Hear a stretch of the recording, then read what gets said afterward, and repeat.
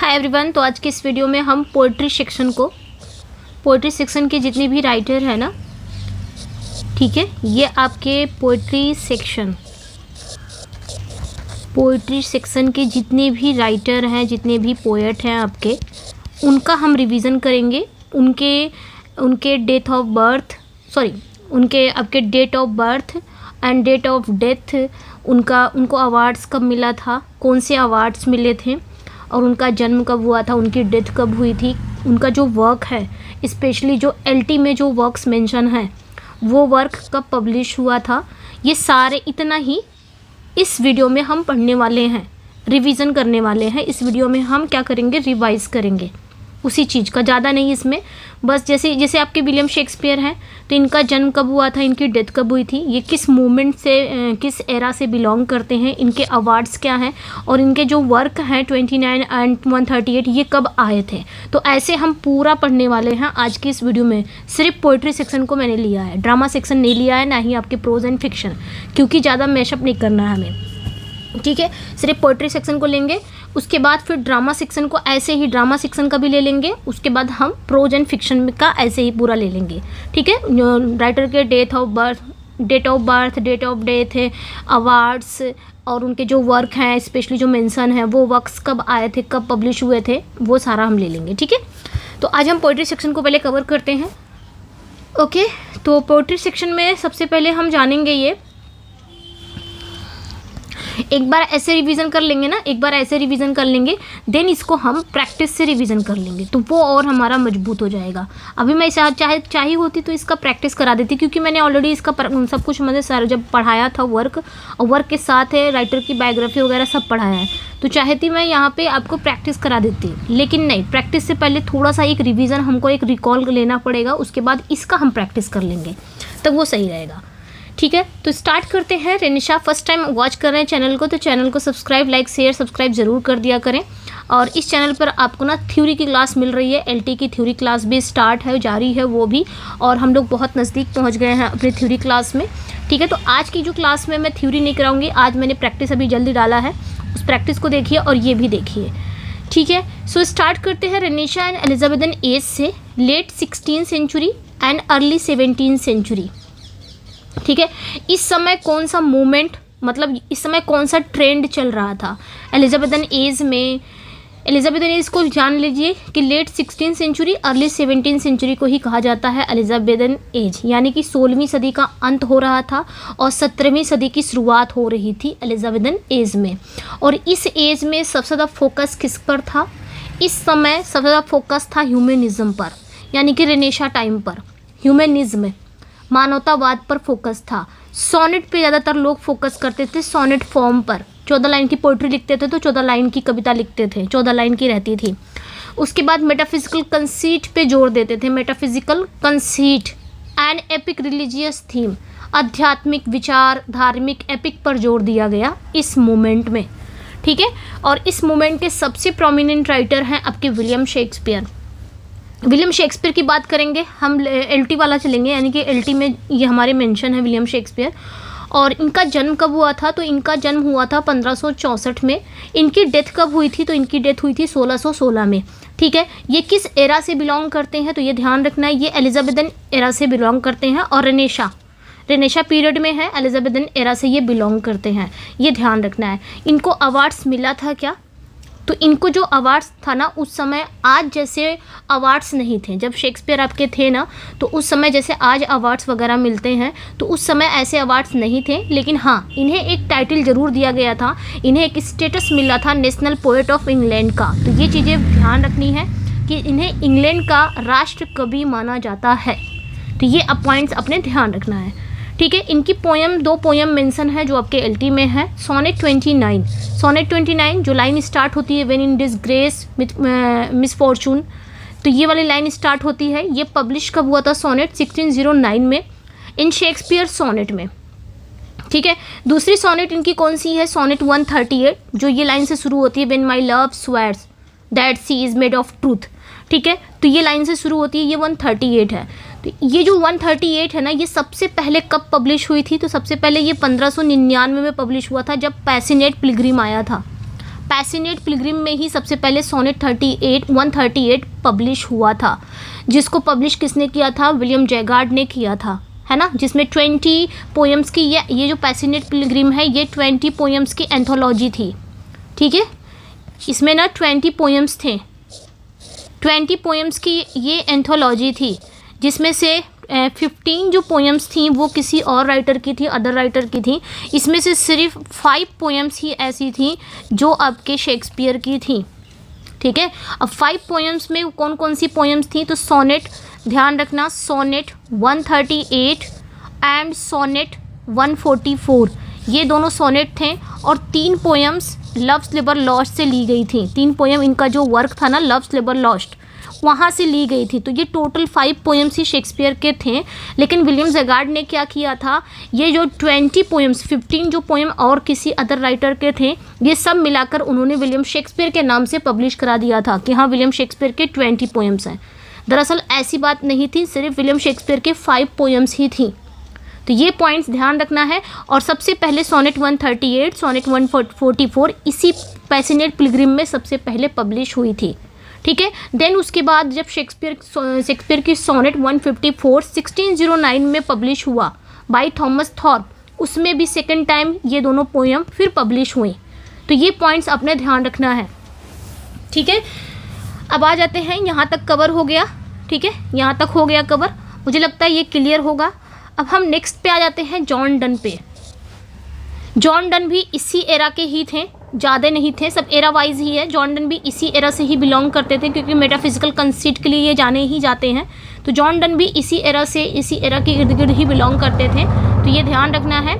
यहाँ पे आप देखेंगे 1572 में इनका जन्म होता है, 1572 में, और 1631 में इनकी डेथ हो जाती है जॉन डन की। ठीक है, ये किस मूवमेंट से बिलोंग करते थे? तो मेटाफिजिकल पोइट्री, ये ध्यान रखना है। मेटाफिजिकल पोइट्री, इसमें ना इंटेलेक्चुअल इमोशन का अनोखा मेल था मेटाफिजिकल पोइट्री में। तो मेटाफिजिकल पोइट्री, मेटाफिजिकल पोएट्स में ये गिने जाते हैं। मेटाफिजिकल पोएट्स के ये प्रोमिनेंट राइटर हैं। तो ये ध्यान रखना है। इनको अवार्ड्स मिला था कि नहीं मिला था, ये ध्यान रखना है अपने कि, तो ये ध्यान रखना, जॉन डन भी इसी एरा से बिलोंग करते हैं। देखिए मैंने यहाँ पे जो आज के राइटर लिए हैं आपके पोइट्री सेक्शन में ना, हर राइटर, हर कौन से राइटर किस एरा से बिलोंग करते हैं वो भी मैंने बताया है। तो सबसे पहले हम चल रहे हैं late 16th century, early 17th century, यानी कि एलिजाबेथन एज में। इस एज में आपके शेक्सपियर भी थे और इसी एज से ये भी बिलोंग करते थे जॉन डन, क्योंकि आप देख सकते हो 1572 डेथ हुई थी 1631 में, और शेक्सपियर की डेथ हुई थी 1616 में। तो इसी एरा से ये लोग बिलोंग करते हैं, ये ध्यान रखना। अच्छा, ये किस मूवमेंट से, ध्यान रखना, मेटाफिजिकल पोइट्री से ये बिलोंग करते हैं। मेटाफिजिकल पोएट्स के प्रोमिनेंट राइटर माने जाते हैं, और ये मेटाफिजिकल कंसीट का यूज़ करने वाले प्रोमिनेंट राइटर है। सबसे ज़्यादा कंसीट का यूज़ इन्होंने ही किया है, जॉन डन ने। तो ये चीज़ें ध्यान रखनी है। अवार्ड्स इनको नहीं मिला था, ये आपने ध्यान रखना है। एंड इनकी जो पोएम है जो आपके एलटी में है, दी कैनोनाइजेशन, ये पब्लिश कब हुआ था? तो ये 1633 में हुआ था। मीन्स इनकी डेथ हुई थी 1631 में, और इनकी डेथ के बाद 1633 में इनकी जो पोएम है दी कैनोनाइजेशन वो पब्लिश हुई थी। इसलिए यहाँ पे पास्थुमस लगा दिया गया है, आफ्टर डेथ, मरणोपरांत। ठीक है, इन पोएम्स में ये पब्लिश हुई थी। तो ये चीज़ें आपने ध्यान रखनी है। ओके, अब आ जाते हैं, तो ये दोनों हो गए हैं। अब आ जाते हैं हम जॉन मिल्टन साहब पे।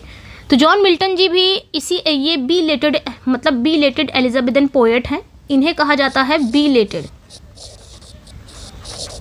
एलिजाबेथन पोएट कहा जाता है, क्योंकि यहाँ पे देखेंगे 1608 है, 1674 है, तो इसलिए ये भी एलिजाबेथन एज से बिलोंग करते हैं, लेकिन बिलेटेड हैं ये। तो ये ध्यान रखना है। जॉन मिल्टन जी की बात करेंगे तो ये पैदा कब हुए थे? 1608 में। डेथ कब इनकी हुई थी? 1674 में। ये ध्यान रखना है पॉइंट्स। मूवमेंट की बात करेंगे, ये किस मूवमेंट से बिलोंग करते हैं? तो प्यूरिटन एज से बिलोंग करते हैं। लेट रेनेशा पीरियड मतलब लेट रेनेशा पोएट्स कहलाते हैं, बिलेटेड एलिजाबेथन पोएट कहलाते हैं। ये ध्यान रखना है इनके बारे में। ठीक है, और इनको भी अवार्ड्स नहीं मिला था। पोएम्स की बात करेंगे अगर हम, एक मिनट, पोएम्स की बात करेंगे तो इनकी जो पोएम है आपके एलटी में है, ऑन हिज ब्लाइंडनेस।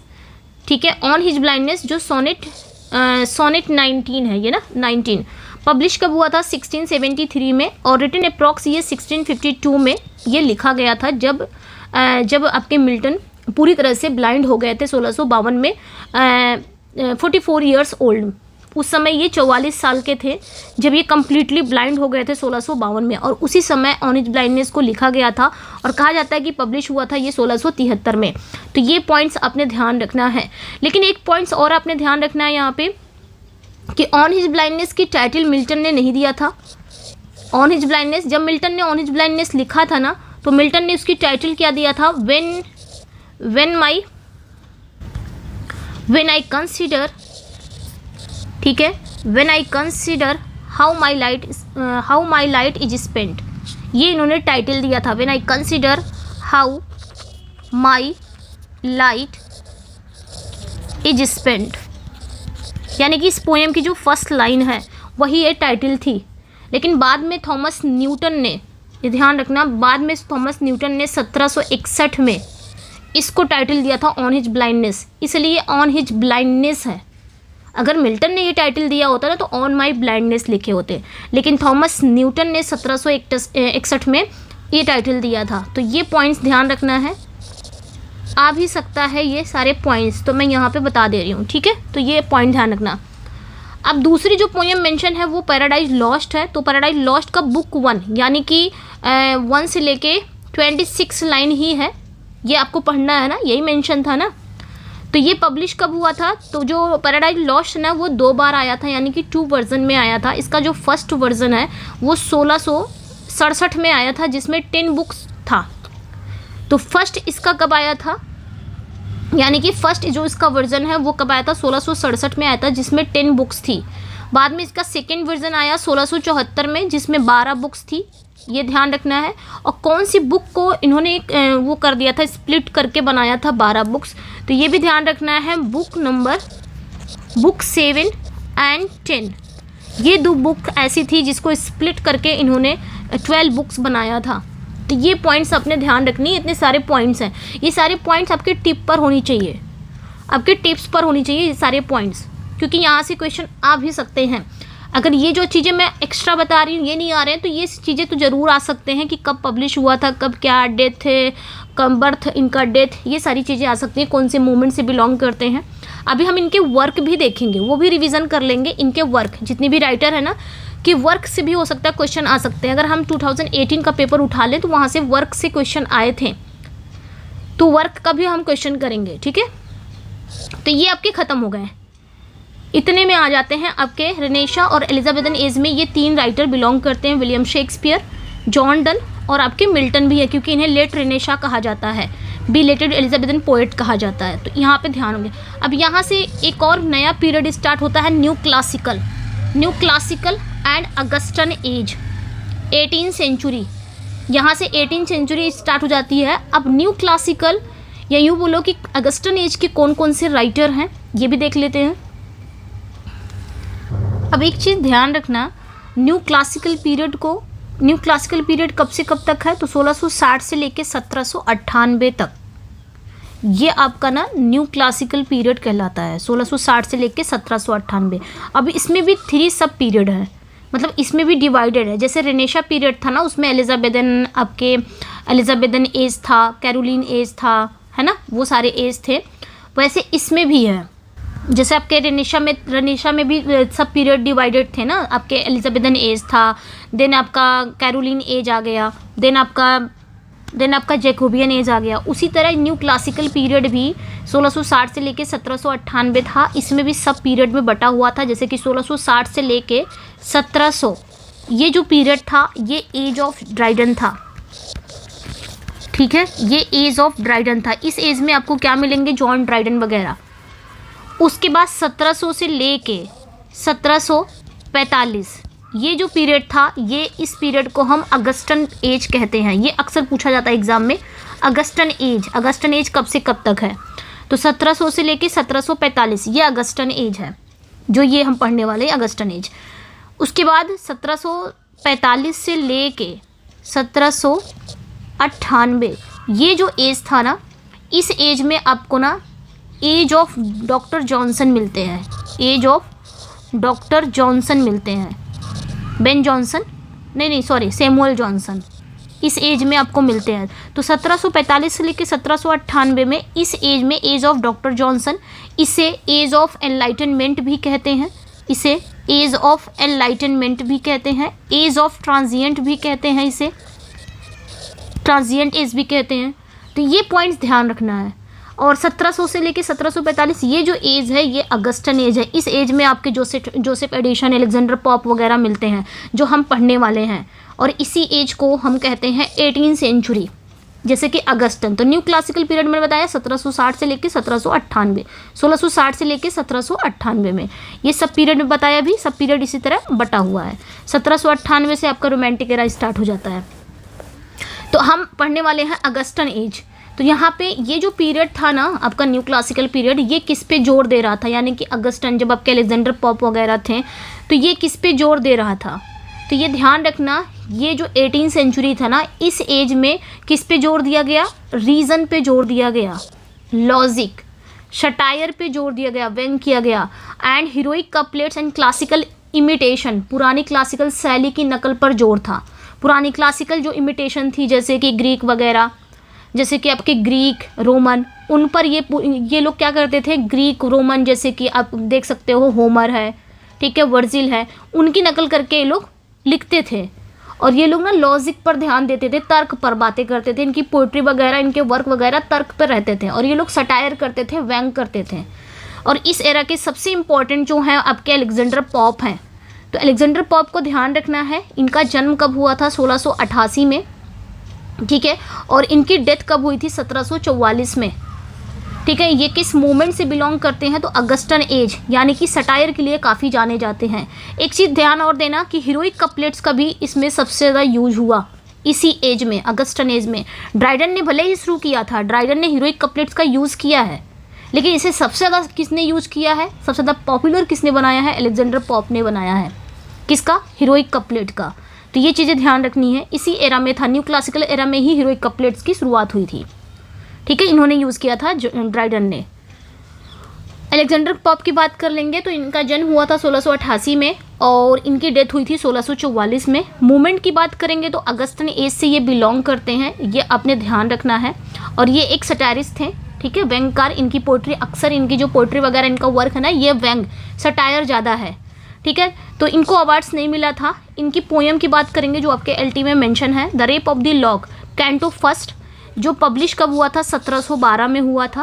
और सेकेंड कैंटो वर्जन जो था वो आपका 1714 में। तो ये ध्यान रखना है, ये जो रेप ऑफ द लॉक है, canto first, publish 1712, second canto version, मतलब इसका सेकेंड कैंटो वर्जन वाला जो भाग था वो 1712 में आया, और इसका पूरा जो 5 कैंटो वर्जन था वो 1714 में आया।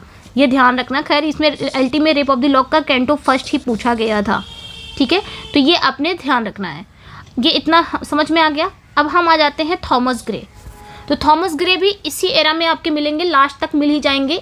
थॉमस ग्रे जो है ना, ये जो एरा थी 1798, इसमें आपके मिल जाएंगे। ये 1798 से ही मिल गए हैं। और ये बात करेंगे, ये न्यू क्लासिकल और रोमांटिक के ये ब्रिज का काम करते हैं। मतलब ये न्यू क्लासिकल चीज़ें भी इनके वर्क में देखने को मिलेंगी और रोमांटिक चीज़ें भी देखने को वर्क, जैसे रोमांटिक जो पोएट थे विलियम वर्ड्सवर्थ वगैरह, उनके राइटिंग में जो भी देखने का मिलता था नेचर वगैरह से प्रेम वगैरह। और जो आपके न्यू क्लासिकल है, ये लोग लॉजिक वगैरह पे ध्यान देते थे। तो थॉमस ग्रे की जो पोइट्री होगी ना, ये दोनों चीज़ें इनकी पोइट्री में मिलती हैं, इसलिए इनको new classical plus romantic era का ब्रिज कहा जाता है, कि ये ब्रिज का काम करते हैं बीच में, ठीक है। तो ये ध्यान रखना है। थॉमस ग्रे का इनका बर्थ कब हुआ था, 1716 में। इनकी डेथ कब हुई थी, 1771 में। 1716 बर्थ, 1771 डेथ। मूवमेंट की बात करेंगे तो ट्रांजिशनल मूवमेंट से ये बिलोंग करते हैं। प्री रोमांटिक ध्यान रखना, ट्रांजिशनल मूवमेंट से बिलोंग करते हैं। ये वाला मूवमेंट, ये जो लास्ट नहीं है 1745 से लेकर 1798, तो ट्रांजिएंट मूवमेंट भी कहा जाता है इसे। तो ये ध्यान रखना, ये इससे भी बिलोंग करते हैं। और प्री रोमांटिक 1798, यानी कि रोमांटिक की जो शुरुआत हो रही थी रोमांटिक एरा की, तो उससे ये बिलोंग करते हैं। मतलब ये ब्रिज का काम करते हैं, मैंने बता दिया है। इनकी पोइट्री में दोनों हमें देखने को मिलेगा, न्यू क्लासिकल और प्री रोमांटिक, दोनों चीज़ें देखने को मिलेंगी, ठीक है। तो ये ध्यान रखना। ग्रेवयार्ड स्कूल पोइट्री के ये प्रोमिनेंट राइटर रहे हैं, तो ये भी ध्यान रखना है। अवार्ड्स की बात करेंगे तो इनको ना पोएट लॉरियटशिप 1757 में ऑफर किया गया था, बट इन्होंने रिफ्यूज़ कर दिया, लेने से मना कर दिया, ठीक है, ठुकरा दिया था। तो ये पॉइंट्स आपने ध्यान रखनी है थॉमस ग्रे के बारे में, ओके। और इनकी जो पोयम है एल्टी में है elegy written in a country churchyard, ये पब्लिश कब हुई थी? 1751 में पब्लिश हुई थी। तो ये पॉइंट्स आपने ध्यान रखना है, ओके। तो इस एरा में हम कितने राइटर को कवर किया? 2 राइटर को कवर किए हैं इस एरा में, अगस्टन एंड न्यू क्लासिकल, ठीक है। इनका ध्यान रखना, ये ट्रांजिशनल से भी बिलोंग करते हैं, प्री रोमांटिक से भी बिलोंग करते हैं, मैंने बकायदा यहाँ पे आपको समझा दिया है। अब स्टार्ट हो जा रहा है रोमांटिक एज, यानी कि अर्ली 19वीं सेंचुरी आ चुका है। रोमांटिक एज, रोमांटिक एज कब से कब तक था ये भी बताते चल रही हूँ यहाँ से। जो रोमांटिक एज था ये ध्यान रखना है,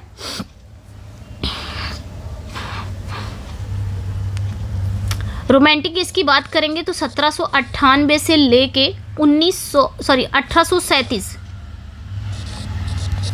ये था रोमांटिक एरा,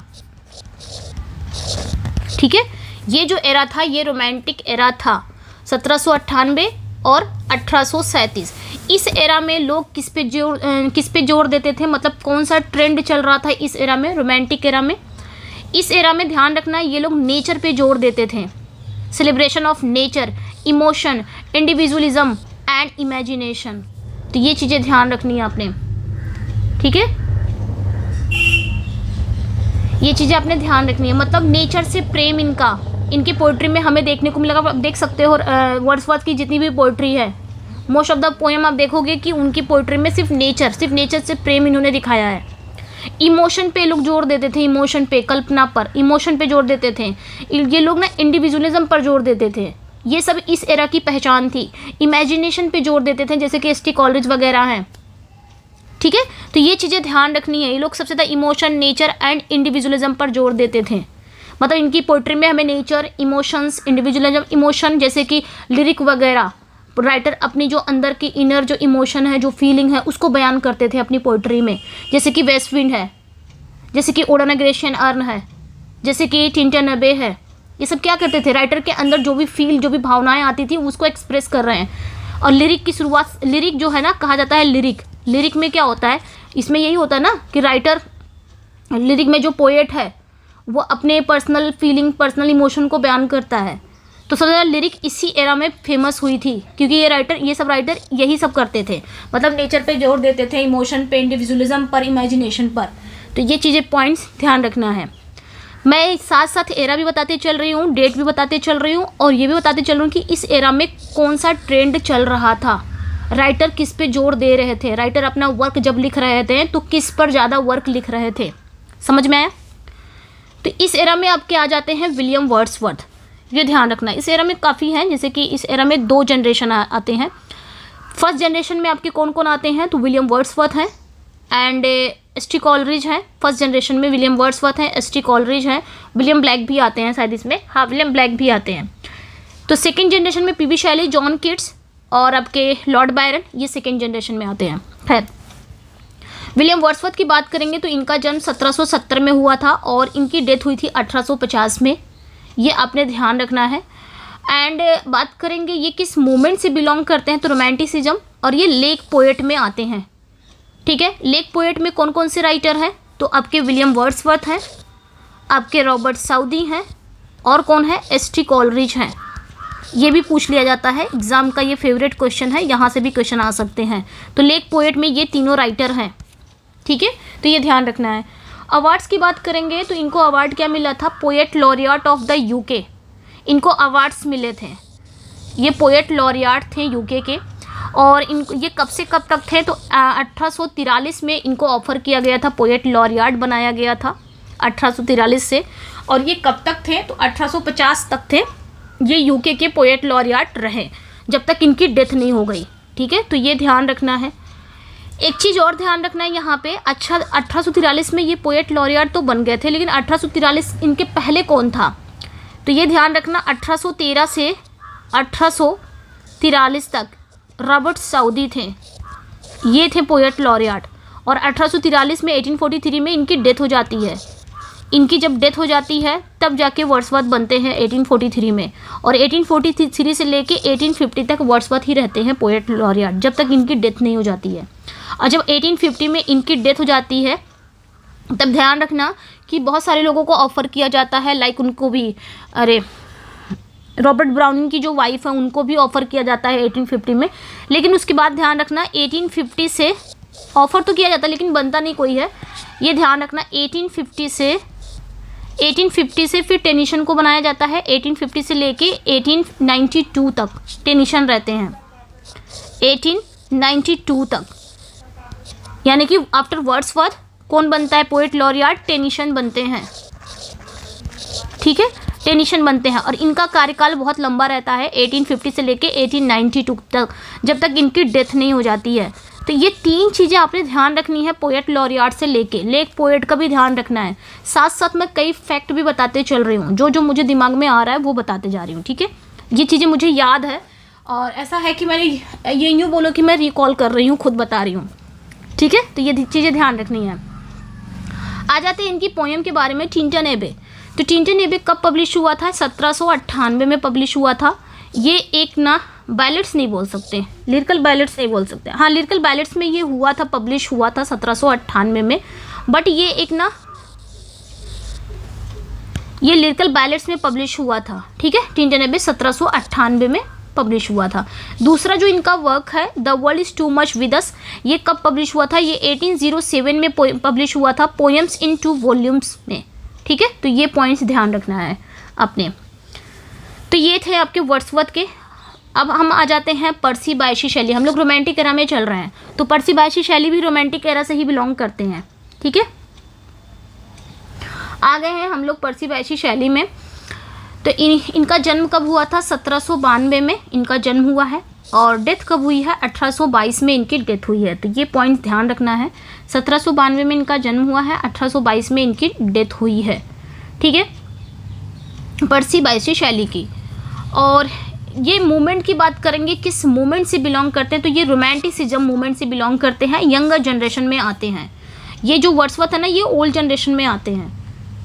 वर्ड्सवर्थ हैं, आपके एस टी कॉलरिज हैं, ओल्ड जनरेशन में ये सब आते हैं। बाकी ये आपके जो पी शैली है ना, ये यंगर जनरेशन में आते हैं, रोमांटिसिज्म से ही बिलोंग करते हैं। तो ये चीज़ें ध्यान रखनी है, ठीक है। अवार्ड्स की बात करेंगे तो अवार्ड्स नहीं मिला था। पोएम्स की बात करेंगे तो ode to the west wind, ये इनकी पोएम है जो कब पब्लिश हुई थी? 1820 में, और जिसको इन्होंने लिखा कब था? 1819 में लिखा था। तो ये ध्यान रखना है। दूसरा है टू अ स्काईलार्क, ये कब पब्लिश हुआ था? 1820 में, ठीक है। तो ये ध्यान रखना है। देन हम आ जाएंगे अब यहाँ पे जॉन किट्स, ये भी आपके रोमांटिक एरा से ही बिलोंग करते हैं, यंगर जनरेशन से ही बिलोंग करते हैं। इनका जन्म कब हुआ था? 1795 में, ध्यान रखना है 1792 में इनका जन्म होता है, 1795 में इनका जन्म होता है। ये पी शैली से छोटे होते हैं और 1821 में इनकी डेथ हो जाती है। इनकी डेथ 1822 में, सबसे बाद में ये जन्मे होते हैं, सबसे पहले डेथ हो जाती है और इनकी जस्ट 1 साल के बाद डेथ हो जाती है। तो दोनों को ऐसे याद रख लेना। 1795 में इनका बर्थ होता है, 1821 में इनकी डेथ हो जाती है, ठीक है। मात्र 25 ईयर्स ओल्ड ही रहते हैं, मतलब 25 साल की उम्र में ही, ये ध्यान रखना है। मूवमेंट की बात करेंगे, रोमांटिसिज्म है, यंगर जनरेशन है, अवार्ड्स नहीं था। पोएम्स की बात करेंगे तो ओडाना ग्रेशियन अन, ये पब्लिश कब हुआ था? 1820 में और रिटर्न कब हुआ था? 1819 में। उसके बाद ला बैलेडम सेंस मर्सी, ये आपका बैलेड है और ये कब पब्लिश हुआ था? 1820 में। ये ध्यान रखना है। इसका जॉनरा क्या है? ये बैलेड है, इसका जॉनरा ये ओड है, तो ये आपने ध्यान रखना है,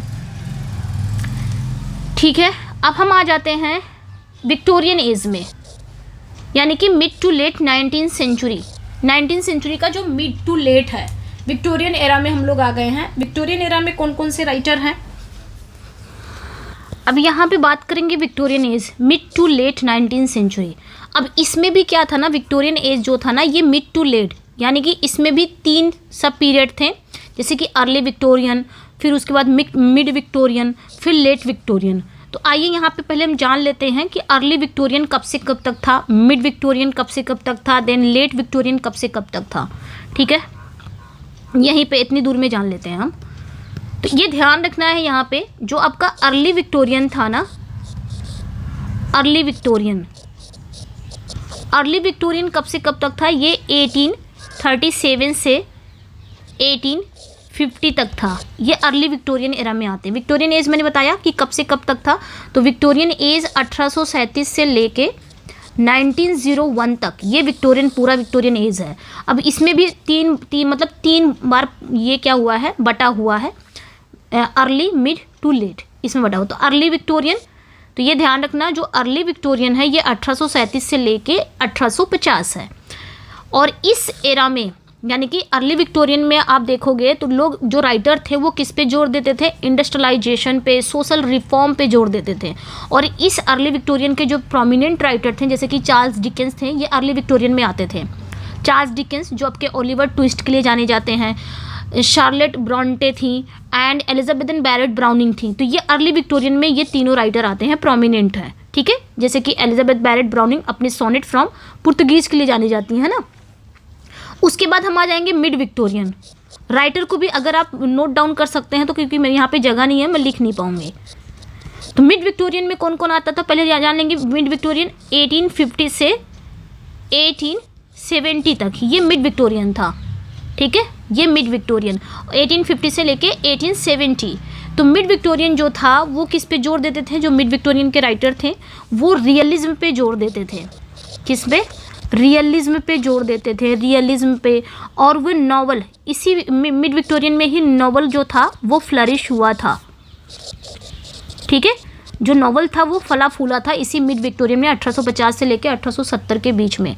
रियलिज्म पे जोर देते थे, रियल चीज़ों पे जोर देते थे। नॉवल इसी विक्टोरियन में ही फ्लरिश हुआ था, तो ये ध्यान रखना है।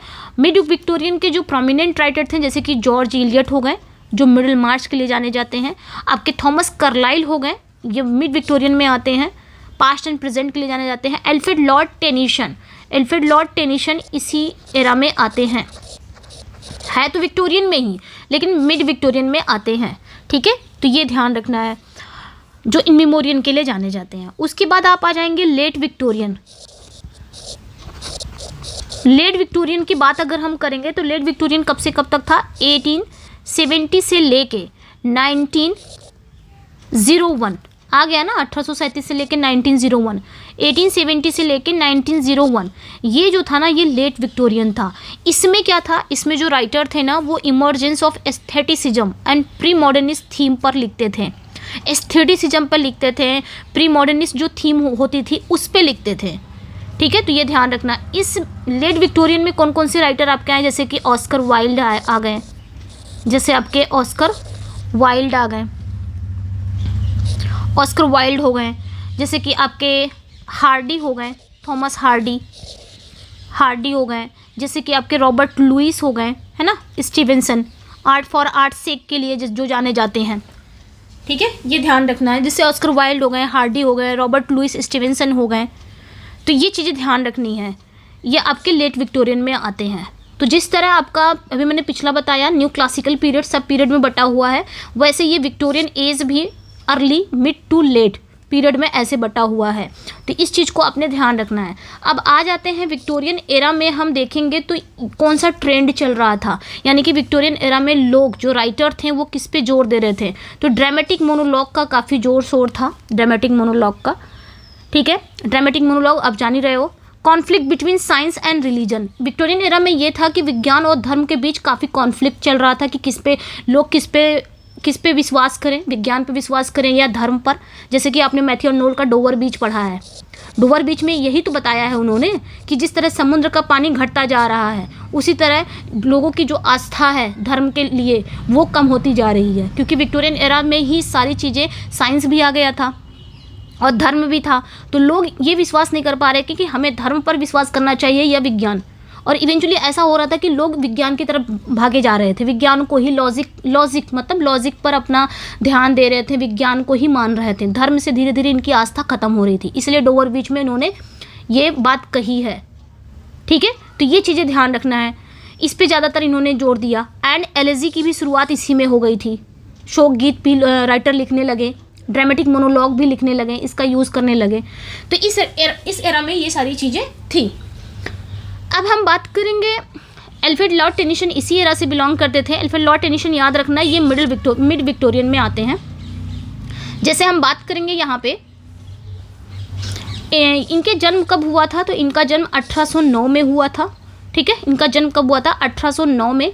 और इनकी डेथ कब हुई थी? 1892 में हुई थी। ये ध्यान रखना। ये किस मूवमेंट से बिलोंग करते हैं? विक्टोरियन एरा से। इनको ये पोएट लॉरियाट रह चुके हैं यूके के 1850 से लेकर 1892, ये इनका कार्यकाल था। आफ्टर वर्ड्सवर्थ डेथ 1850 में ये बन गए थे और 1892 तक ये यूके के पोएट लॉरियाट रहे। इनकी पोएम कौन सी थी? Break break break. ये कब पब्लिश हुई थी? 1842 में ये पब्लिश हुई थी, ब्रेक ब्रेक। और इनकी जो दूसरी पोएम थी यूलिसेस, ये कब पब्लिश हुई थी? ये भी 1842 में। इजी है, इसको याद कर सकते हो आप, ठीक है। तो ये ध्यान रखना। ब्रेक ब्रेक क्या है? ये एक एलेजी है, ये एक एलेजी है। वहीं पे यूलिसेस क्या है? ये एक ड्रामेटिक मोनोलॉग है, ठीक है। तो ये ध्यान रखना है। यूलिसेस जो है ना, ये लिखा कब गया था? कंपोजिंग ईयर इसका याद रखना। कंपोजिंग जो हुआ था ना 1833 में और पब्लिश हुआ था 1842 में, जैसे कि यहाँ पे मैंने बता दिया है, ठीक है। तो ये ध्यान रखना, इसका ये जॉनरा था। इतना समझ में आया? उसके बाद इसी एरा से एक और राइटर बिलोंग करते हैं, रॉबर्ट ब्राउनिंग, ठीक है। इसी एरा से, विक्टोरियन एज से ही बिलोंग करते हैं आपके रॉबर्ट ब्राउनिंग वगैरह, ठीक है। रॉबर्ट ब्राउनिंग की बात करेंगे तो 1812 में इनका जन्म होता है, 1812 में, एंड 1889 में इनकी डेथ हो जाती है। अभी तो मैं थोड़ा सा आपको ये मतलब पढ़ा रही हूँ, मतलब आपको थ्योरी, थोड़ा सा थ्योरी लेके पढ़ा रही हूँ। बाद में हम इसका प्रैक्टिस करेंगे तब मज़ा आएगा कि आपने कितना कितना आपने याद रखा, कितना भूले, कितना याद है आपको। ये चीज़ें तब पता चलेंगी जब प्रैक्टिस करेंगे। लाइफ की बात करेंगे, 1812 में ये जन्मे थे और 1889 में इनकी डेथ हो जाती है। मूवमेंट की बात करेंगे तो ये भी विक्टोरियन एरा से ही बिलोंग करते हैं। And master of dramatic monologue, पूछा जाएगा ड्रामेटिक मोनोलॉग के मास्टर किसे कहा जाता है, तो इन्हें ही कहा जाता है, रॉबर्ट ब्राउनिंग जी को, ठीक है। अवार्ड्स तो नहीं थे, ये ध्यान रखना है। पोएम्स की बात करेंगे, my last duchess, my last duchess ये इनकी पोएम थी। ये एक ड्रामेटिक मोनोलॉग ही है, माई लास्ट डचेस, ये भी ड्रामेटिक मोनोलॉग है, ठीक है। एंड पब्लिश की बात करेंगे तो ये 1842 में पब्लिश हुआ था। ये जो है माई लास्ट डचेस पब्लिश हुआ था इन ड्रामेटिक लिरिक में, ठीक है। दूसरा जो इनका वर्क है ये प्रोस्पाइस है। ये कब पब्लिश हुआ था? 1864 में पब्लिश हुआ था इन ड्रामेटिक परसोना में।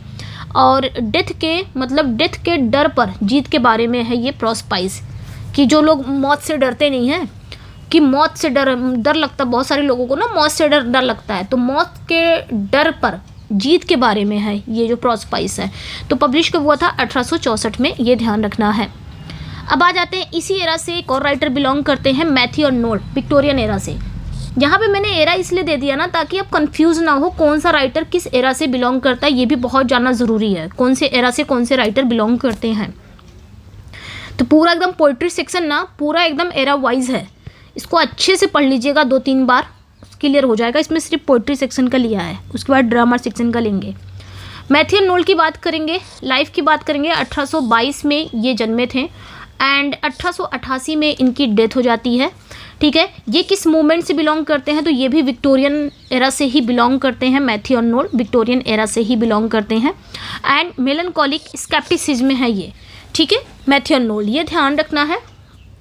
बात करेंगे अगर हम इनके वर्क की, तो अवार्ड्स तो नहीं थे। पोएम्स की बात करेंगे, डोवर बीच पब्लिश कब हुआ था? 1867 में और रिटन अप्रॉक्स 1851 में, तो ये ध्यान रखना। 1867 में ये पब्लिश हुआ था, 1867 में डोवर बीच। उसके बाद सेकंड जो पोएम है इनकी, मेमोरियल वर्सेस, मेमोरियल वर्सेस जो है ना ये 1850 में पब्लिश हुआ था वर्ड्सवर्थ की डेथ पर, ठीक है, वर्ड्सवर्थ की डेथ पर ही लिखा गया है। इसमें इन्होंने 3 राइटर के बारे में बात किया, लॉर्ड बायरन और आपके गेटे, लॉर्ड बायरन, गेटे एंड वर्ड्सवर्थ के बारे में 3 राइटर के बारे में इन्होंने बात किया। स्पेशली इन्होंने वर्ड्सवर्थ की काफ़ी तारीफ़ की है, ठीक है, वर्ड्सवर्थ की ज़्यादा तारीफ़ की है और वर्ड्सवर्थ की ही डेथ पर इन्होंने लिखा था। तो ये चीज़ें ध्यान रखना, एक एलजी है ये भी, ठीक है। तो डोवर बीच जो है ये एक लिरिक पोएम है, ठीक है, ये एक लिरिक पोएम है। मेमोरियल वर्सेस ये एक एलजी है जो वर्ड्सवर्थ की डेथ पर लिखी गई है, ठीक है। तो ये ध्यान रखना है। यहाँ से विक्टोरियन एरा ख़त्म होता है, फिनिश होता है। अब हम लोग आ जाते हैं अमेरिकन पोइट्री, 19 से लेकर 20वीं सेंचुरी, अमेरिकन राइटर पे आ जाते हैं। तो इसमें हमारे अमेरिकन राइटर भी हैं। तो अमेरिकन पोइट्री ये 19 से 20वीं सेंचुरी तक चला, ठीक है। अमेरिकन पोइट्री में आ जाएंगे जैसे कि वॉल्ट विटमैन है, आपके इमली डिकिंसन है, रॉबर्ट फ्रॉस्ट हैं, इसी अमेरिकन पोइट्री में ये सारे आते हैं, अमेरिकन राइटर हैं। और ये 19 से 20th सेंचुरी का हम देखेंगे। और इस समय कौन सा ट्रेंड आ गया था अमेरिकन पोइट्री में 19 यानी कि 19वीं शताब्दी और 20वीं शताब्दी में कौन सा ट्रेंड चल रहा था, राइटर किस पर लिख रहे थे, राइटर किस सबसे ज़्यादा किस पे जोर दे रहे थे, अपने वर्क्स वगैरह किस पर लिख रहे थे वो लोग। तो ध्यान रखना ट्रांसेंडेंटलिज्म में free words and rural realism पर जोर दे रहे थे। तो ये चीज़ें ध्यान रखनी है, ठीक है। ये जो ट्रेंड था ये फ्री वर्ड्स का ट्रेंड था, यानी कि राइटर जो लिखते थे फ्री वर्ड्स में लिखते थे, यानी कि कोई भी मीटर, कोई भी राइम जब भी अपने वर्क को लिखते थे ना मीटर का यूज़ करते थे, ना ही उसमें राइम का, एकदम फ्री जैसे मर्जी करे वैसे लिख देते थे। ना उनको राइम की चिंता रहती थी, टेंशन रहती थी, ना ही उनको मीटर की कि हाँ हमें मीटर इसमें लगाना है, ऐसा कुछ नहीं था। तो फ्री वर्ड्स जैसे कि Walt Whitman father of free words, ठीक है। एंड रूरल रियलिज्म पर, ग्रामीण जीवन पर इनके वर्क हुआ करते थे। और जो रियलिस्टिक चीज़ें थी, जो यथार्थवाद जिसको कहा जाता है, जो रियल चीज़ें थी ग्रामीण जीवन पर, जो रियल चीज़ें थी वो सारी चीज़ें अपने वर्क में दिखाते थे, ठीक है। तो ये चीज़ें आपने ध्यान रखना है। इस एरा के जो प्रोमिनेंट राइटर थे वॉल्ट विटमैन, तो वॉल्ट विटमैन आपके सिलेबस में है। इनके जन्म की बात करेंगे तो 1819 में इनका जन्म होता है, और इनकी डेथ की बात करेंगे तो 1892 में इनकी डेथ होती है। अच्छा 1892 में किसकी और डेथ होती है, और किसी की डेथ हुई है ना 1892 में,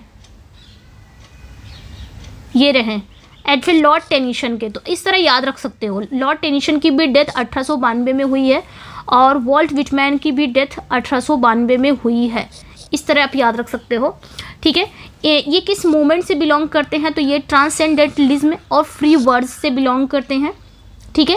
एंड अवार्ड की बात करेंगे तो कोई अवार्ड नहीं है, यानी कि इनको याद रखना ना, अमेरिकन पोइट्री से ये बिलोंग करते हैं 19 से लेकर 20th सेंचुरी तक। और ये फ्री वर्ड्स के लिए जाने जाते हैं, फादर ऑफ फ्री वर्ड्स इन्हें कहा जाता है, ठीक है। फादर ऑफ फ्री वर्ड्स कहा जाता है इन्हें, ठीक है। फ्री वर्ड्स को और किस नाम से जानते हैं, तो ओपन फॉर्म के नाम से जानते हैं। एक और नाम है वर्ड्स लिब्रे के नाम से भी जानते हैं इनको, फ्री वर्ड्स को। तो ये ध्यान रखना, यहाँ से भी क्वेश्चन पूछ ले जाते हैं कि फ्री वर्ड्स को और किस नाम से जाना जाता है, ओपन फॉर्म, और किस नाम से, वर्ड्स लिब्रे के नाम से जाना जाता है, ये ध्यान रखना है, ठीक है। फादर ऑफ फ्री वर्ड्स कौन है, वॉल्ट विटमैन साहब हैं, तो ये ध्यान रखना है, ठीक है। इनको अवार्ड्स नहीं मिला था। पोएम की बात करेंगे तो ओ कैप्टन माई कैप्टन ये है, ये कब पब्लिश हुआ था, तो 1865 में ये पब्लिश हुआ था। ये जो ओ कैप्टन माई कैप्टन है ये अब्राहम लिंकन की डेथ पर लिखी गई है, एक एलेजी है ये क्या है, एक एलजी है। किसकी डेथ पे इन्होंने लिखा था, तो अब्राहम लिंकन जी की डेथ पर इन्होंने लिखा था। तो ये चीज़ें, इतना पॉइंट्स अपने ध्यान रखना है, ठीक है। ये जानते हैं, ये सब बेसिक है, ये सब बेसिक भी क्वेश्चन आ सकते हैं, ये सब फैक्चुअल है, फैक्चुअल क्वेश्चन आ सकते हैं। थ्योरेटिकल क्वेश्चन तो आएंगे ही, थ्योरेटिकल मैंने पढ़ा ही दिया आपको, और ये फैक्चुअल आपको याद रखना है। ये सारे फैक्चुअल क्वेश्चन हैं, यहाँ से पक्का 1-2 क्वेश्चन तो पक्का आने, यहाँ से क्वेश्चन तो आने ही आने हैं। वो कहाँ से पूछ लेगा वो उनकी मर्जी है, मैंने सारा यहाँ पे करा दिया पोएट्री सेक्शन का, वो यहाँ से आने ही आने हैं। अब हम आ जाते हैं इमली डिकिंसन पे। इमली डिकिंसन भी इसी एरा से बिलोंग करती हैं, 19 से 20th सेंचुरी, ठीक है। इमली डिकिंसन भी अमेरिकन पोइट्री से बिलोंग करती हैं 19 एंड 20th सेंचुरी। तो इमली डिकिंसन की अगर हम बात करेंगे, इनका जन्म कब हुआ था, 1830 में हुआ था, और इनकी डेथ कब हुई थी, 1886 में इनकी डेथ हुई है। ये किस मूवमेंट से बिलोंग करती हैं, तो अमेरिकन रोमांटिसिज्म और प्री मॉडर्निज्म ये बिलोंग करती हैं, ठीक है। अवार्ड्स नहीं है। पोएम की बात करेंगे तो सक्सेस इज काउंटेड स्वीटेस्ट, ये इनकी पोएम है, और ये पब्लिश कब हुआ था, 1864 में पब्लिश हुआ था। एनोनिमसली यानी कि बिना नाम के ये पब्लिश हुआ था, ठीक है। उसके बाद 1878 में, ये ध्यान रखना है, 1878 में इन मास्क ऑफ पोएट्स में ये पब्लिश हुआ था। फिलहाल ये जानिएगा कि ये पब्लिश हुआ था 1864 में, बिना नाम का, एनोनिमस पब्लिश हुआ था। तो ये पॉइंट ध्यान रखना है। थर्ड आ जाएंगे रॉबर्ट फ्रॉस्ट। रॉबर्ट फ्रॉस्ट भी इसी एरा से बिलोंग करते हैं, ठीक है। वो भी अमेरिकन पोएट ही हैं, और इनका जन्म कब हुआ था, 1874 में हुआ था इनका जन्म, और इनकी डेथ कब हुई थी, 1963 में हुई थी। इनको किस मोमेंट से बिलोंग करते हैं, तो ये ध्यान रखना है, ये मॉडर्न अमेरिकन यानी कि पेस्टोरल के लिए जाने जाते हैं, क्योंकि इनकी पोइट्री में हमें पेस्टोरल देखने को मिलता है, और मॉडर्न अमेरिकन से बिलोंग करते हैं, ये ध्यान रखना इस मोमेंट से, ठीक है। अब बात करेंगे हम इनके अवार्ड्स की। ये अवार्ड्स क्या क्या पाए हैं, तो ये पोइट्री के लिए ना इनको प्लिज़र प्राइज़ मिला है, यहाँ से क्वेश्चन आ सकते हैं। ठीक है, इनको पोइट्री के लिए पुलित्ज़र प्राइज़ दिया गया है 4 टाइम्स, इनको पुलित्ज़र प्राइज़ मिला है 4 टाइम्स। तो 4 टाइम्स इन्होंने पुलित्ज़र प्राइज़ जीता है। कब से कब तक ये ध्यान रखना, 1924 में फर्स्ट मिला था, 1931 में सेकंड मिला था, 1937 में थर्ड मिला था एंड 1943 में फोर्थ मिला था। तो ये चीज़ें आपने ध्यान रखनी है। 4 टाइम्स इनको पुलित्ज़र प्राइज़ मिला है फॉर पोइट्री। कब? 1924, देन उसके बाद 1931, देन उसके बाद 1937, देन उसके बाद 1943। तो ये चीज़ें दो देखिए, यहाँ पे चारों को कैसे याद करोगे। 1924 में जब इनको फर्स्ट टाइम पुलित्ज़र प्राइज़ मिलता है ना, तो ठीक 6 साल के बाद फिर इनको मिलता है पुलित्ज़र प्राइज़, ठीक 6 साल के बाद, यानी कि इन दोनों में 6 साल का गैप है। अरे 24 में मिला है तो 25 जोड़ लो, 25, 26, 27, 28, 29, 30, 31, 6 साल के गैप के बाद मिलता है इनको। और उसके बाद जब 1931 में मिलता है ना, तो ठीक ये जो 1937 वाला है, यानी कि थर्ड जो प्राइज़ इनको मिला है वो 5 साल के गैप के बाद मिला है। फिर फोर्थ जो मिला है वो भी 5 साल के गैप के बाद मिला है। तो ऐसे आप याद रख सकते हो कि फर्स्ट मिला था, फर्स्ट सिर्फ याद रखना है कि फर्स्ट मिला था 1924 में, उसके बाद 6 साल के बाद मिला था। तो 6 साल के बाद हम वहाँ पे काउंट कर लेंगे कि हाँ 1931 है। फिर 1931 में तो थर्ड टाइम मिला था वो 5 साल के बाद मिला था। तो 32, 33, 34, 35, 36, 37, यानी कि 5 साल के बाद मिला था। फिर फोर्थ टाइम वाला भी 5 साल के बाद, यानी कि 5-5 ईयर का एक गैप है। उसके बाद 1943 में मिला था। ऐसे याद रख सकते हो। तो अगर याद कर सकते हो तो, अगर आपको ईजी लग रहा है तो ऐसे भी याद कर सकते हो। बाकी आपको याद हो तो बहुत अच्छी बात है, ठीक है। और इनकी जो पोयम है ना ब्रीचेस, ये भी पढ़ाया मैंने। इनकी जो पोयम है ब्रीचेस, ये पब्लिश कब हुआ था? 1916 में पब्लिश हुआ था, इन माउंटेन इंटरवल में। तो ये चीज़ें ध्यान रखनी है। दूसरी इनकी जो पोयम दिया है stopping by woods on a snowing evening, तो ये भी पब्लिश हुआ था 1923 में इन न्यू हैम्पशायर में। ये क्वेश्चन यहाँ से पूछ लिए जा सकते हैं, सीधा आ सकता है, डायरेक्ट आ सकता है। तो ब्रीचेस कब पब्लिश हुआ था? 1916 में। कहाँ पे? इन माउंटेन इंटरवल में पब्लिश हुआ था। और दूसरा जो इनका वर्क है stopping by woods on a snowy evening, ये कब पब्लिश हुआ था? ये 1923 में, 1923 में पब्लिश हुआ था न्यू हैम्पशायर में, ठीक है। न्यू हैम्पशायर इनका कलेक्शन है, उसमें ये पब्लिश हुआ था। तो ये चीज़ें आपने ध्यान रखनी है। अब हम आ जाते हैं मॉडर्निज्म एंड पोस्ट वॉर, यानी कि 20वीं सेंचुरी में आ जाते हैं। मॉडर्निज्म एंड पोस्ट वॉर, ठीक है। जैसे इसमें आपके WB ईट्स हैं, TS इलियट वगैरह आ गए हैं। हाँ, इसमें हम देखेंगे ना, अगर मॉडर्न पीरियड में हम आ गए हैं ना, तो मॉडर्न पीरियड का सब क्या है? मॉडर्न पीरियड का अगर आप देखोगे ना, तो 1901 से लेके 1914 ये मॉडर्न पीरियड है। 1901 से लेके 1914 ये मॉडर्न पीरियड है। और इस पीरियड में आपके 3 पीरियड आते हैं। जैसे कि इस पीरियड में आपके कौन कौन से पीरियड आ सकते हैं? एडवर्डियन पीरियड इसी पीरियड में आते हैं, एडवर्डियन पीरियड, ठीक है। एडवर्डियन पीरियड इसी पीरियड में आते हैं। इसको भी डिवाइड किया गया है, जो 1901 से लेकर 1914 में 3 पीरियड आपके आते हैं। एक तो एडवर्डियन पीरियड आता है, ये कब से कब तक है? एडवर्डियन पीरियड जो है ये 1901 से लेकर 1914 तक है, ठीक है। 1901 से लेकर 1914 तक है ये जो एडवर्डियन पीरियड है, जिसमें आपके वो आते हैं गोल्सवर्दी वगैरह आते हैं। और ये लोग ना social criticism and early modernist tendency, ठीक है, सोशल क्रिटिसिज्म पर जोर देते थे एडवर्डियन पीरियड के जो भी राइटर थे। गोल्सवर्दी इसी पीरियड में आते हैं, ठीक है। उसके बाद आ जाएंगे हम, और इसी पीरियड में आपके E.M. फॉस्टर जी आते हैं। E.M. फॉस्टर हैं, जोसेफ कॉनराड हैं एंड गोल्सवर्दी हैं, एडवर्डियन पीरियड से ही बिलोंग करते हैं।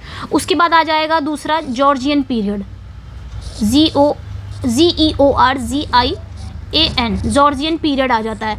जॉर्जियन पीरियड की बात करेंगे तो ये आपका 1910 से लेके 1936, ठीक है। 1 मिनट में ये सब क्लियर कर दूँ, आपको समझा दूँ ना, तो फिर हम इसी पे आ जाएंगे, ताकि ये भी आपका क्लियर होता जाएगा। 1936, ठीक है, ये जॉर्जियन पीरियड था 1910 से लेके 1936, ठीक है। जॉर्जियन पीरियड था, यानी कि जॉर्ज फर्स्ट इसमें थे। जॉर्ज फर्स्ट का रूल था उस समय, जॉर्ज फिफ्थ का रूल था, तो ये ध्यान रखना है।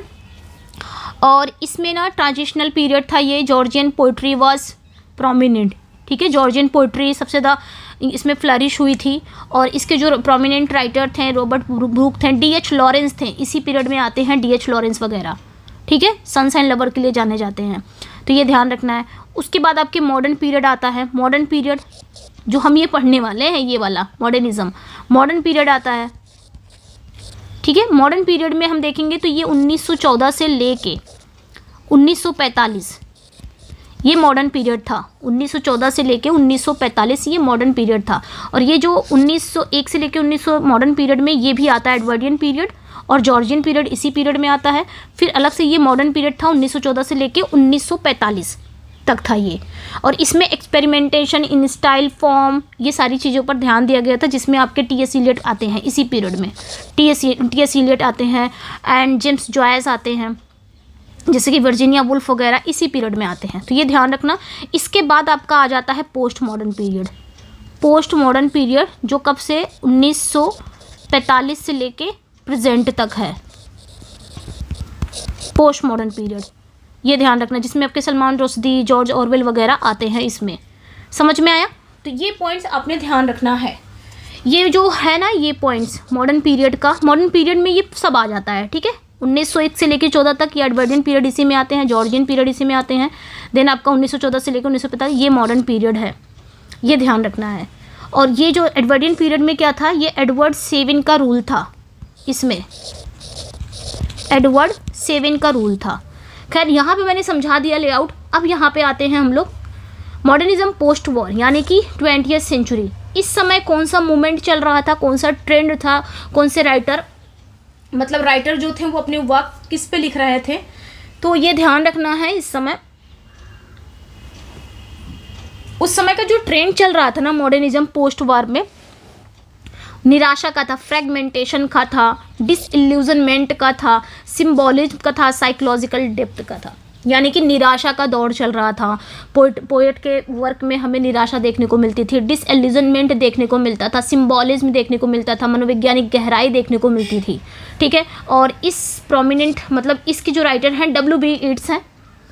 W.B. येट्स की बात करेंगे तो 1865 में ये जन्मे थे एंड 1939 में इनकी डेथ हो जाती है। मूवमेंट की बात अगर हम करेंगे, किस मूवमेंट से ये बिलोंग करते हैं, सिंबॉलिज्म के लिए जाने जाते हैं और मॉडर्निज्म से बिलोंग करते हैं, ये ध्यान रखना है। ठीक है, अब बात करेंगे नोबेल प्राइज़ इनको मिला है कि नहीं। अवार्ड्स में नोबेल प्राइज़ इन लिटरेचर, इनको नोबेल प्राइज़ मिला है कब, 1923 में इनको नोबेल प्राइज़ मिला है, 1923 में। ठीक है, तो ये ध्यान रखना है। W.B. येट्स को 1923 में नोबेल प्राइज़ मिला था। इनकी पोएम की बात करेंगे, द सेकेंड कमिंग, ये कब आई थी, 1920 में आया था द सेकेंड कमिंग। एंड दूसरी जो पोएम थी सेलिंग टू बाइजेंटियम, ये 1928 में पब्लिश हुआ था द टावर में। तो ये पॉइंट ध्यान रखना है। ठीक है, W.B. येट्स का द सेकेंड कमिंग कब आया था, 1920 में आया था। और सेलिंग टू बाइजेंटियम ये दोनों मैंने पढ़ा दिया है, ये 1928 में पब्लिश हुआ था, कब, इन द टावर में। तो ये ध्यान रखना है। अब आ जाते हैं T.S. इलियट का। T.S. इलियट के जन्म कब हुआ था, 1888 में ये पैदा हुए थे। 1965 में इनकी डेथ हो जाती है, 1965 में इनकी डेथ हो जाती है, ये ध्यान रखना है। एंड मूवमेंट की बात करेंगे तो हाई मॉडर्निज्म से ये बिलोंग करते हैं। हाई मॉडर्निज्म में आ जाता है ना 1914 से लेकर 1945 में, तो हाई मॉडर्निज्म, अच्छा यहाँ पे ये मॉडर्न पीरियड है, ये हाई मॉडर्न पीरियड है। ठीक है, ये ध्यान रखना है, हाई मॉडर्निज्म से ये बिलोंग करते हैं। अवार्ड्स की बात करेंगे तो नोबेल प्राइज़ इन लिटरेचर 1948 और ऑर्डर ऑफ मेरिट 1948, तो इनको नोबेल प्राइज़ भी मिला है लिटरेचर में 1948। ठीक है, और इनको ऑर्डर ऑफ मेरिट 1948 दोनों मिला है। तो ये ध्यान रखना, 1948 में इनको नोबेल प्राइज़ मिला है और 1948 में ही इनको ऑर्डर ऑफ मेरिट मिला है। ये दोनों अवार्ड्स इनको ध्यान रखना। ओके, पोएम की बात करेंगे द वेस्टलैंड है, जो कब पब्लिश हुआ था, 1922 में। एक ही पोएम थी इनकी। अब आ जाते हैं W.H. ऑर्डन, वो भी इसी एरा से बिलोंग करते हैं, W.H. ऑर्डन। इनका बर्थ कब हुआ था, 1907 में। डेथ कब हुई थी, 1973 में। मूवमेंट की बात करेंगे, मॉडर्निज्म से बिलोंग करते हैं ये। ठीक है, the Auden generation the 30s poet में मतलब जाने जाते हैं, 30s पोएट में ये ऑर्डन जनरेशन के हैं और 30s पोएट में जाने जाते हैं ये। ठीक है, अवार्ड्स की बात करेंगे तो पुलित्ज़र प्राइज़ फॉर पोइट्री, इनको पुलित्ज़र प्राइज़ मिला है पोइट्री के लिए 1948 में। 1948 में इनको पुलित्ज़र प्राइज़ मिला है। एंड नेशनल बुक अवार्ड भी मिला है इनको 1956 में। तो ये चीज़ें ध्यान रखनी है, 1956 में इनको नेशनल बुक अवार्ड भी मिला है W.H. ऑर्डन को। ठीक है, एंड इनकी जो पोएम है इन मेमोरी ऑफ W.B. येट्स, ये कब पब्लिश हुई है? 1940 में, 1940 में ये पब्लिश हुई है।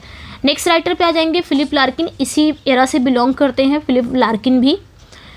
जन्मे कब थे? 1922 में, और डेथ कब हुई थी? 1985 में। मूवमेंट की बात करेंगे, the movement post war anti romanticism से बिलोंग करते हैं। अवार्ड्स की बात करेंगे तो queen's gold medal for poetry इनको मिली है 1965 में, ठीक है, इनको अवार्ड्स मिला है 1965 में।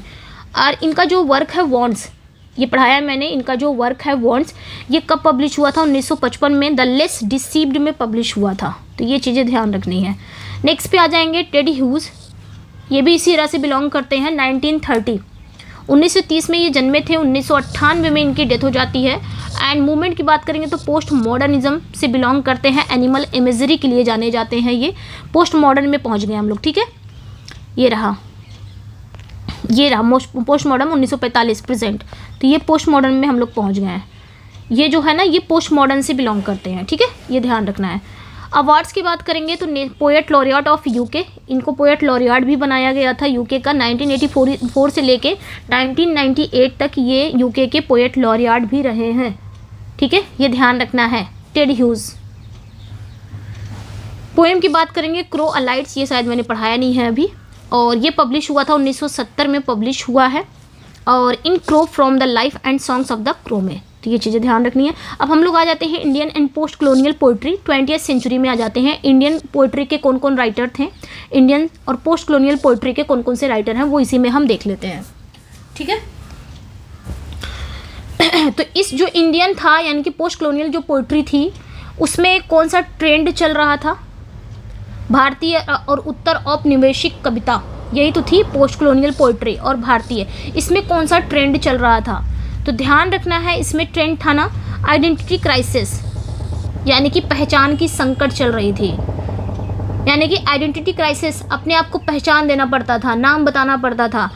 एलाइनेशन and culture hybridity and colonial aftermath, अपनी संस्कृति और इंग्लिश लैंग्वेज का कॉम्बिनेशन इसमें देखने को मिलता था।